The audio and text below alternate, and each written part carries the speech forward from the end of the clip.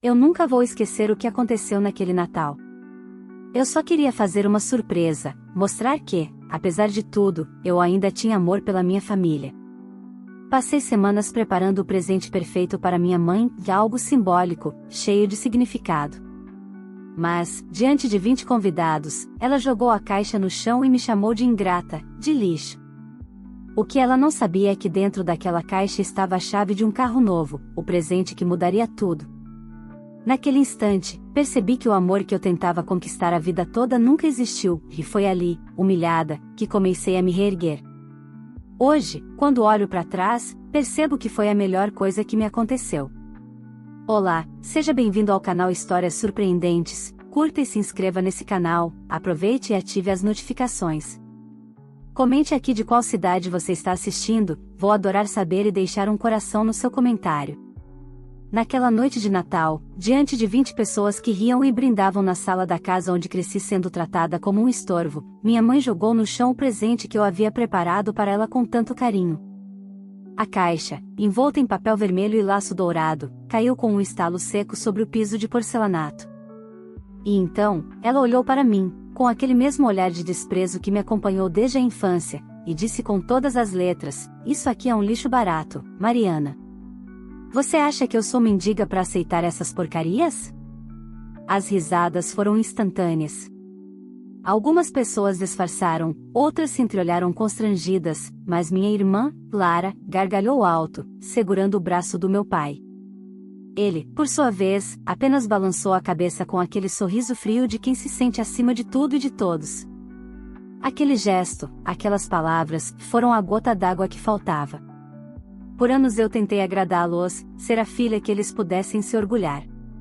Trabalhei desde cedo, paguei minha faculdade sem ajuda, conquistei meu próprio apartamento e montei meu pequeno negócio, uma loja de móveis planejados que cresceu mais do que eu imaginava. E mesmo assim, nenhuma conquista minha parecia suficiente. Para eles, eu sempre seria a filha ingrata, a que se afastou, a que nunca foi boa o bastante. Enquanto isso, Lara, a preferida, nunca precisou mover um dedo. Meu pai lhe deu um carro aos 18, minha mãe pagou uma pós-graduação caríssima em São Paulo, e ainda bancava um aluguel do apartamento dela. Mas naquela noite, eu tinha decidido fazer diferente. Queria dar um presente especial, simbólico, algo que representasse uma nova chance, um gesto de amor apesar de tudo. Eu havia comprado um carro para minha mãe, um Honda Hora V0 km, e dentro daquela pequena caixa estava a chave. O bilhete que acompanhava dizia apenas: "Para você se lembrar que, apesar de tudo, eu ainda queria te ver feliz."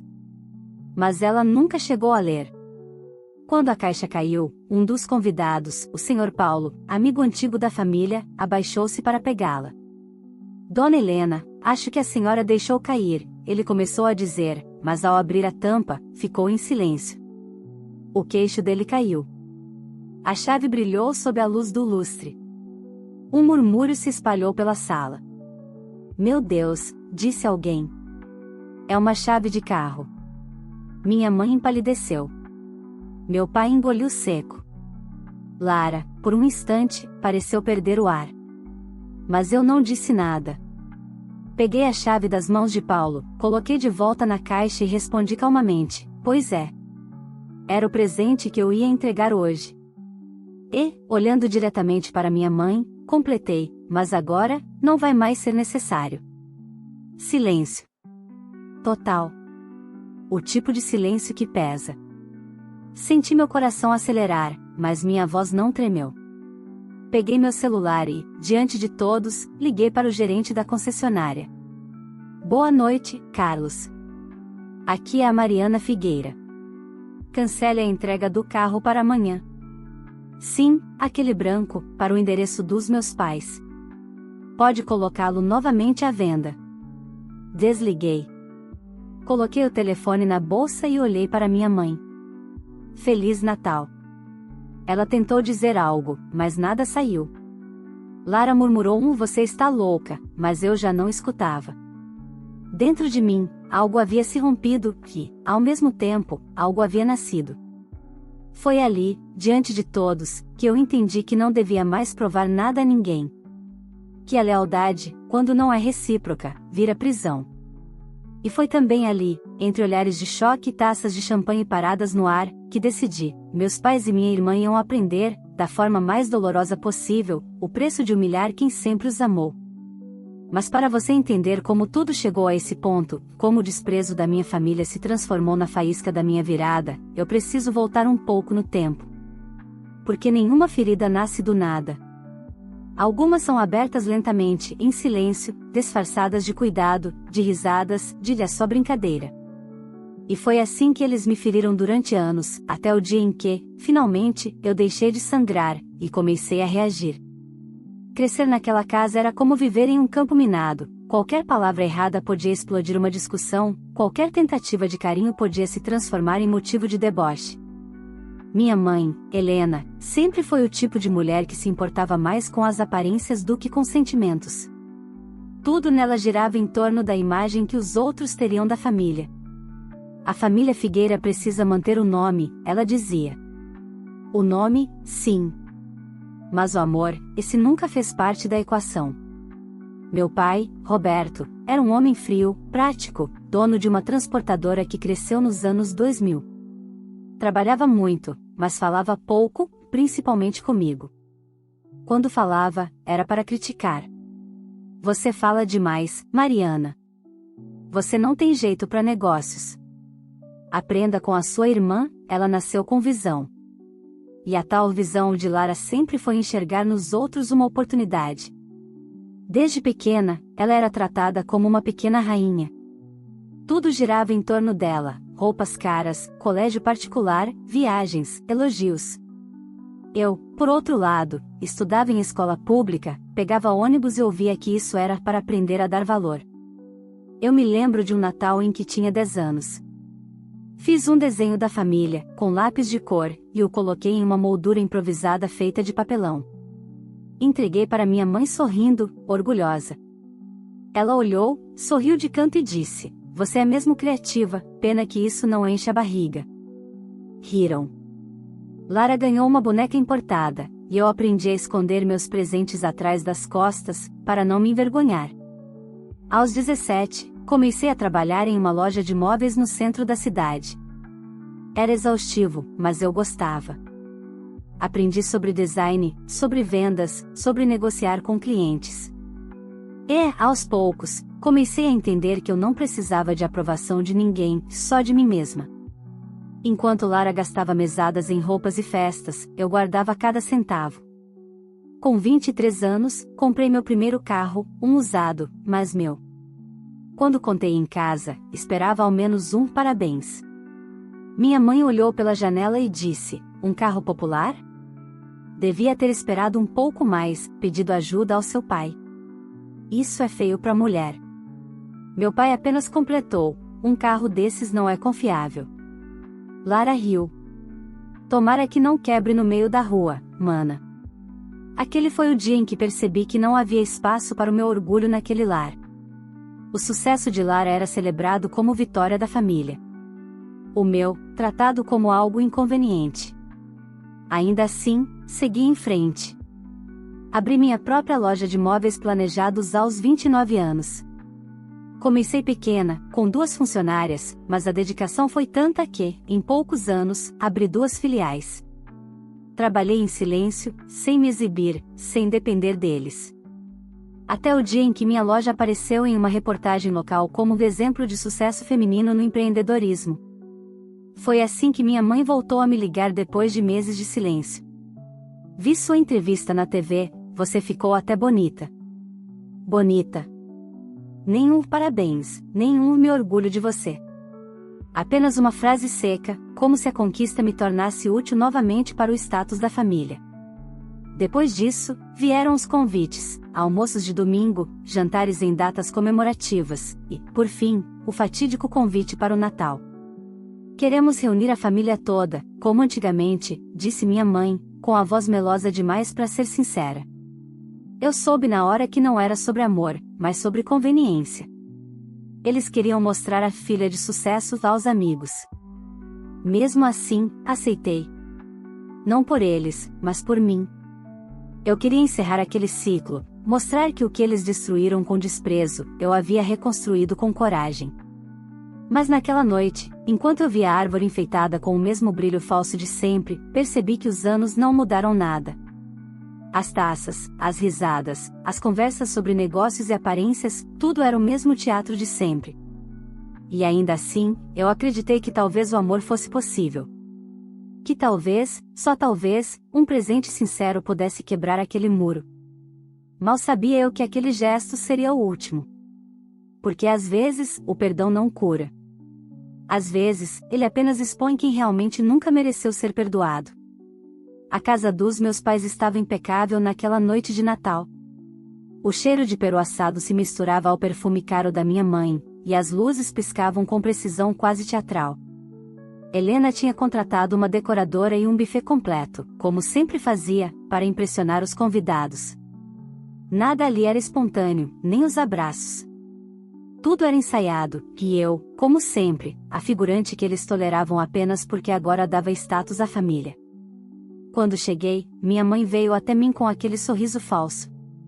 Mariana, querida. Que bom que você veio. Ela me abraçou sem encostar o corpo. Meu pai, de terno azul marinho e taça na mão, apenas acenou com a cabeça. Sente-se. Lara já está aqui. Minha irmã estava linda, como sempre, com um vestido caro e um olhar de quem sabe o efeito que causa. Nossa, mana, até que você se arrumou bem, disse, sorrindo de lado. Vim para uma ocasião especial, respondi, sem devolver o sarcasmo. O jantar transcorreu com as conversas de sempre, negócios, viagens, fofocas. Meus pais se vangloriavam da reforma da casa de praia, Lara exibia as fotos da última viagem a Cancún, e eu escutava em silêncio. Ninguém perguntou da minha vida, do meu trabalho, dos meus planos. Eu era uma presença decorativa, útil apenas para completar o quadro de família feliz diante dos convidados. Até que chegou a hora dos presentes. Minha mãe, como sempre, fez questão de entregar primeiro os seus. Um colar de pérolas para Lara, um relógio suíço para meu pai, perfumes importados para os amigos. Risadas, aplausos, sorrisos ensaiados. Agora é a vez da Mariana, ela disse, pegando o pacote que eu havia deixado ao lado da árvore. O que temos aqui? Ela ergueu a caixa com desdém. Espero que não seja outra daquelas lembrancinhas artesanais, comentou, provocando risadas. Meu coração acelerou. Eu sabia o que havia dentro daquela caixa. Sabia que aquele momento poderia ser um recomeço, ou o fim definitivo de tudo. Mas antes que eu pudesse dizer qualquer coisa, ela rasgou o papel, abriu a tampa e fez uma careta. Um presente tão pequeno, murmurou, e depois, alto bastante para todos ouvirem, o que é isso? Um brinco? Um chaveiro? Quando percebeu que era apenas uma caixinha com um bilhete dobrado, soltou uma gargalhada. Ah, Mariana, sempre com essas coisas simples. E então, sem hesitar, jogou a caixa no chão. Lixo barato. O som ecoou pela sala. As conversas cessaram, as risadas morreram. Senti os olhares se voltarem para mim, mas permaneci imóvel. Por dentro, uma mistura de dor e incredulidade me atravessava como uma lâmina. Foi o Sr. Paulo, um amigo antigo do meu pai, quem se abaixou e pegou a caixa. Dona Helena, me desculpe, mas acho que a senhora devia ver o que há aqui, ele abriu lentamente. Todos se inclinaram. Dentro da caixa, reluzia uma chave de carro 0 km. Um silêncio pesado tomou conta da sala. Minha mãe empalideceu. Isso é uma brincadeira? Ela balbuciou. Não, mãe, respondi calmamente. Era o seu presente. Um carro novo. Eu quis retribuir, de alguma forma, tudo o que aprendi, mesmo sem receber amor em troca. A vergonha se espalhou entre os convidados. Alguns baixaram os olhos, outros fingiram olhar para o prato. Lara foi a primeira a tentar quebrar o clima. Ah, pelo amor de Deus, isso é drama. Mamãe só brincou, né? Mas ninguém riu. Eu me abaixei, peguei a chave de volta e, diante de todos, liguei para o vendedor da concessionária. Boa noite, Sr. Carlos. Aqui é a Mariana Figueira. Cancele a entrega do carro programada para amanhã. Isso mesmo, o SUV branco. Venda para outro cliente. Desliguei e olhei para minha mãe. Feliz Natal, mãe.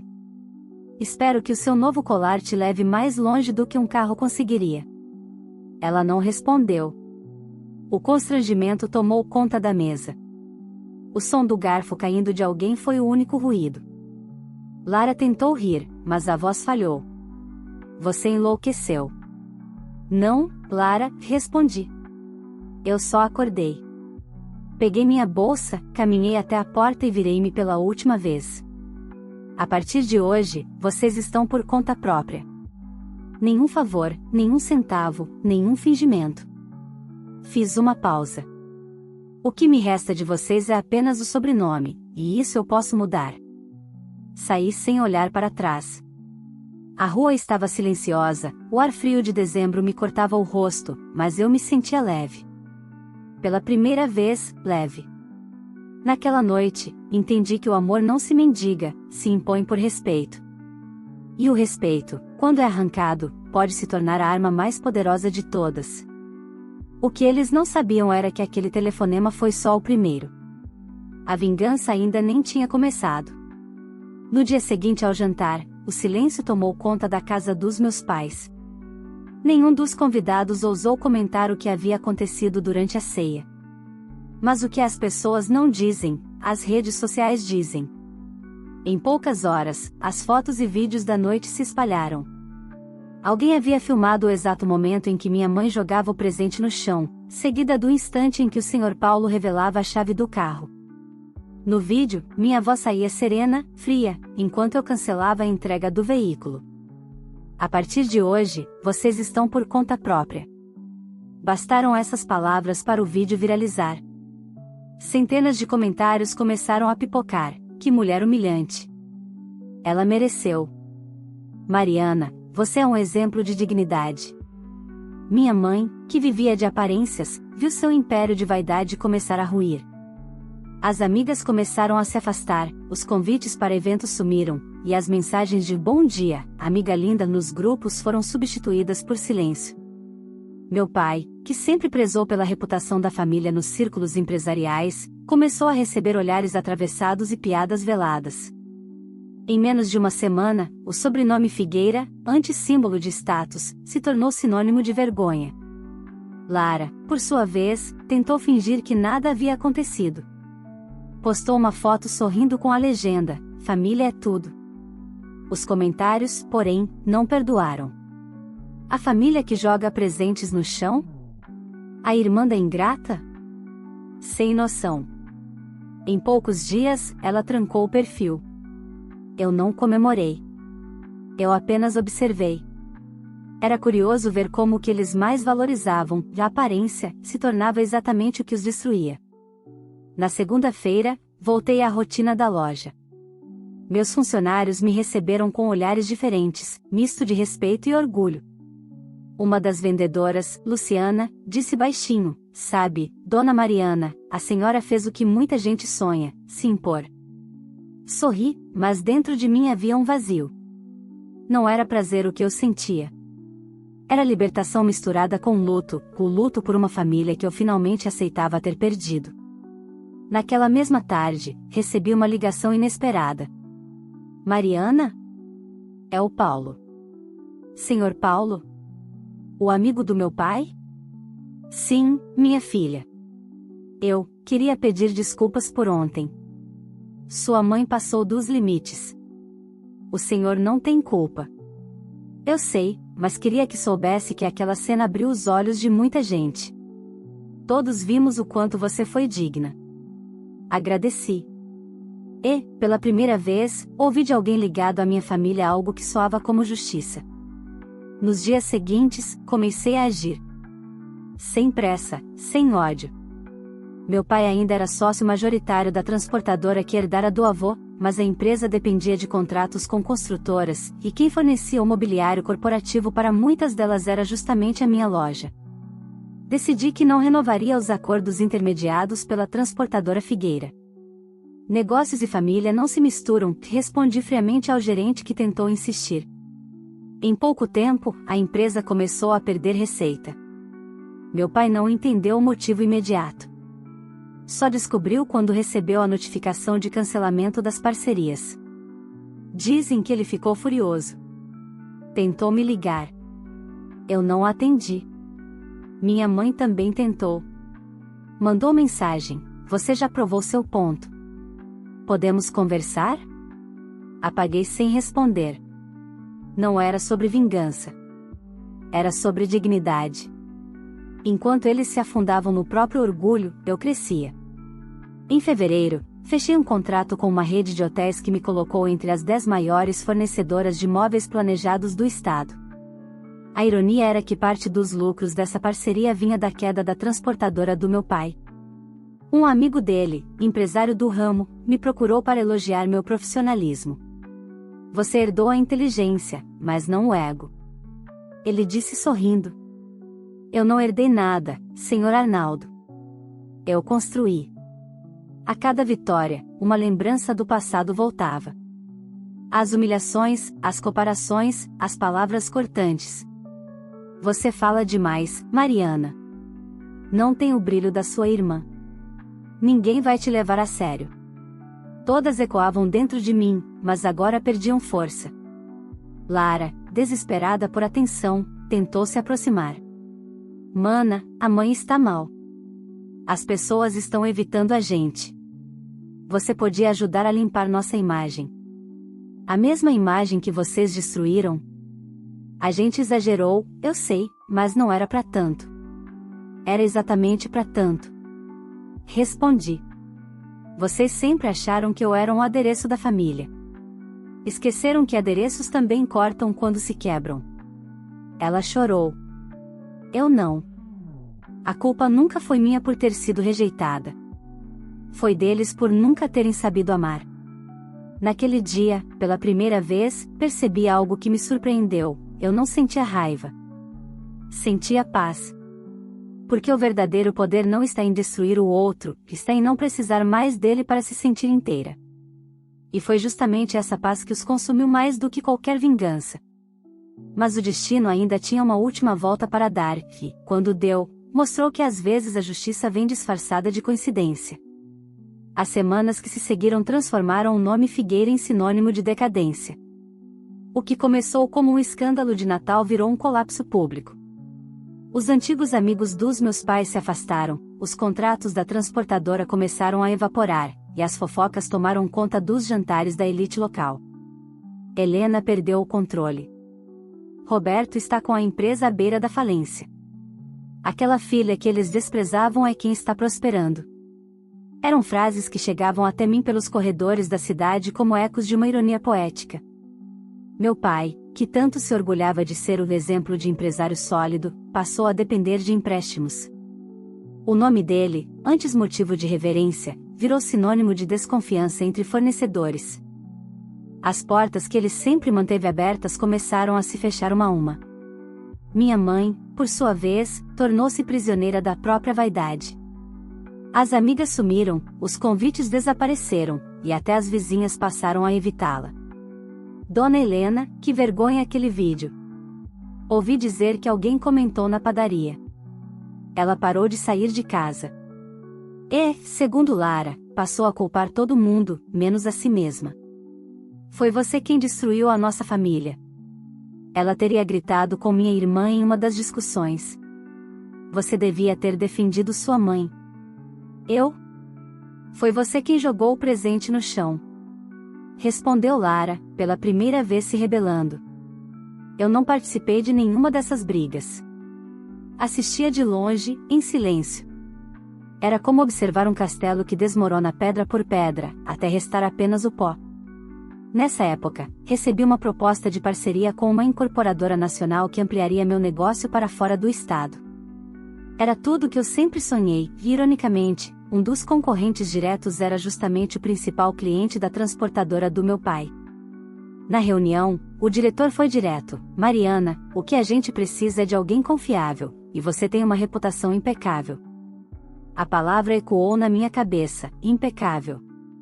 Aquilo que meus pais sempre me negaram, o respeito, agora era o que me definia. fechei o contrato no mesmo dia. E quando saí do escritório, senti o ar fresco da tarde como se o mundo inteiro tivesse se aberto diante de mim. Alguns dias depois, Lara apareceu na minha loja. Estava abatida, com olheiras profundas e a maquiagem mal feita, com um contraste gritante com a irmã arrogante que eu conhecia. Mana, o pai está mal. Ele teve uma crise nervosa depois que perdeu mais um contrato. A mãe não sai do quarto há dias. Eu não sei o que fazer. A parte de mim que um dia teria se apressado para ajudar permaneceu imóvel. Sinto muito, respondi. Mas cada um colhe o que planta. Ela começou a chorar. Você está feliz agora? Vingada? Feliz não, Lara. Em paz. Fiz uma pausa. A vingança é deles, não minha. Eles se punem sozinhos desde o dia em que escolheram o orgulho no lugar do amor.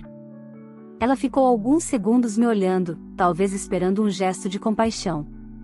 Mas eu já tinha aprendido, algumas pessoas confundem bondade com fraqueza. Se quer ajudá-los, completei, comece sendo diferente deles. Trabalhe. Construa algo seu. Você acha que eu conseguiria? Se quiser de verdade, sim. Mas não conte comigo para te segurar se tropeçar. Lara saiu em silêncio. E eu percebi que, pela primeira vez, ela parecia humana. Naquela noite, cheguei em casa e fiquei longos minutos olhando para o teto. Pela janela, as luzes da cidade piscavam como constelações partidas. Era estranho, depois de tudo o que aconteceu, eu não sentia prazer, nem arrependimento. Sentia apenas um vazio tranquilo, o tipo de silêncio que vem quando finalmente se aceita que nada mais precisa ser dito. No início de março, uma notícia circulou nos portais locais: transportadora Figueira declara falência.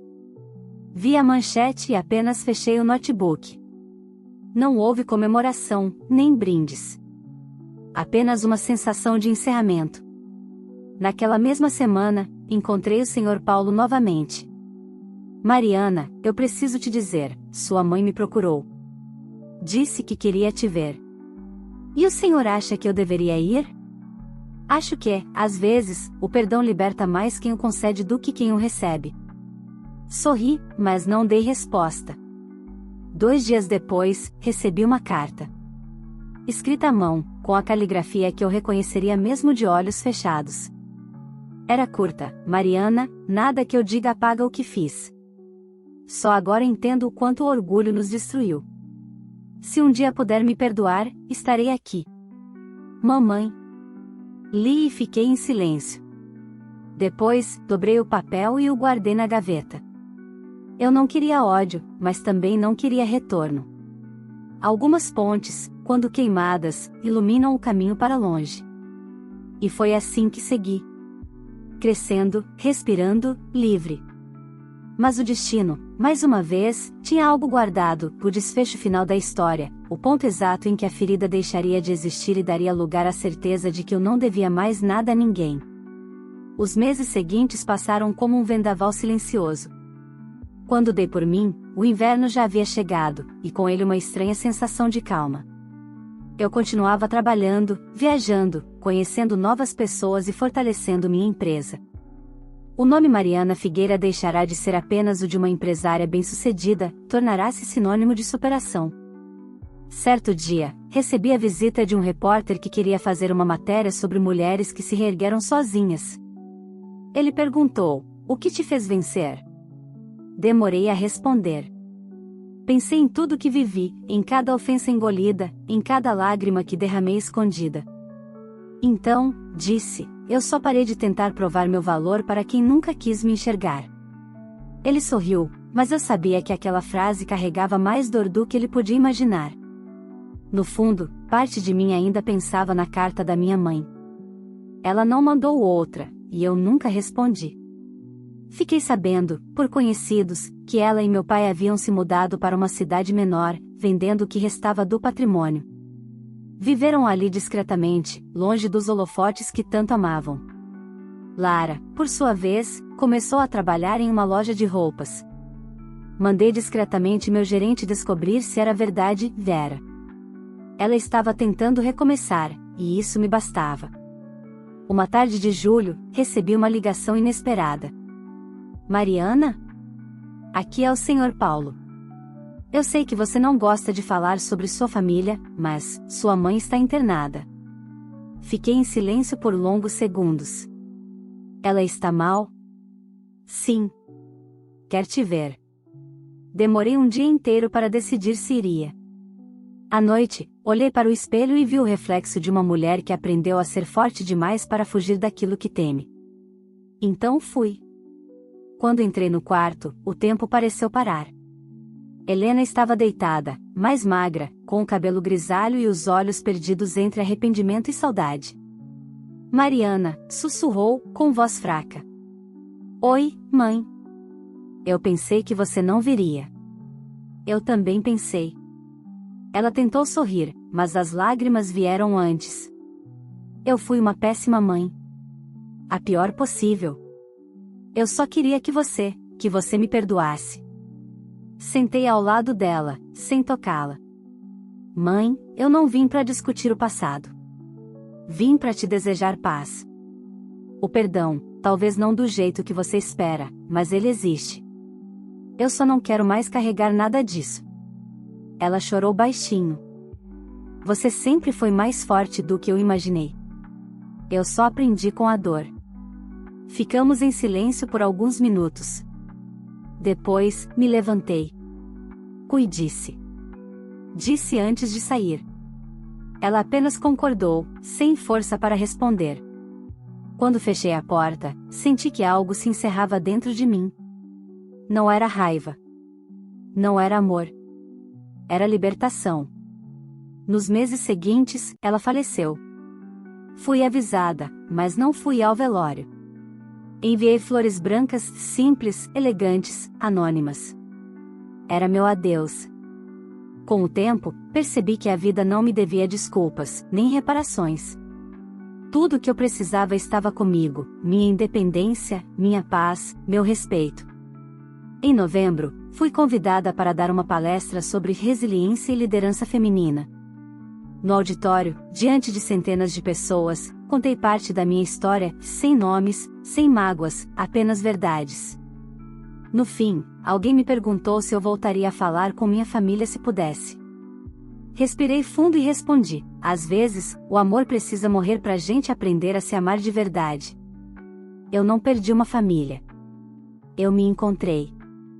O público se levantou em aplausos. Mas o que realmente ecoou em mim foi o silêncio que veio depois, um silêncio de paz, o mesmo que eu sentirá quando sair daquela casa no Natal. Hoje, quando olho para trás, entendo que minha história não é sobre vingança, mas sobre reconstrução. Eu não precisei destruir ninguém para vencer. Eles se destruíram quando escolheram o orgulho no lugar do amor. E eu, a filha rejeitada, a que nunca foi boa o bastante, virei o que eles jamais imaginaram, uma mulher inteira. Agora, cada vez que passo por uma loja e vejo alguém escolhendo um presente, lembro daquela noite. Penso na caixa, na chave e nas palavras que me libertaram. Lixo barato, ela disse. Mas o que eles jogaram fora naquela noite não foi um presente. Foi a última chance de me terem por perto. E essa, sim, foi a perda mais cara da vida deles. Se essa história tocou o seu coração, deixe o seu like e se inscreva no canal para acompanhar outras histórias fortes como essa, histórias de superação, coragem e dignidade.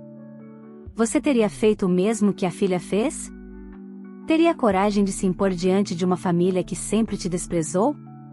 Escreva nos comentários o que você faria nessa situação e me diga também de qual cidade você está assistindo esse vídeo, vou adorar deixar um coração no seu comentário. Compartilhe esse vídeo com alguém que precisa ouvir essa mensagem e lembrar que ninguém é obrigado a continuar onde não é respeitado. Aqui, cada história é um lembrete de que a força de uma mulher começa no momento em que ela decide não aceitar menos do que merece. Aperte o botão de inscrever-se, ative o sininho das notificações e continue comigo, porque ainda temos muitas histórias de superação e renascimento para viver juntas.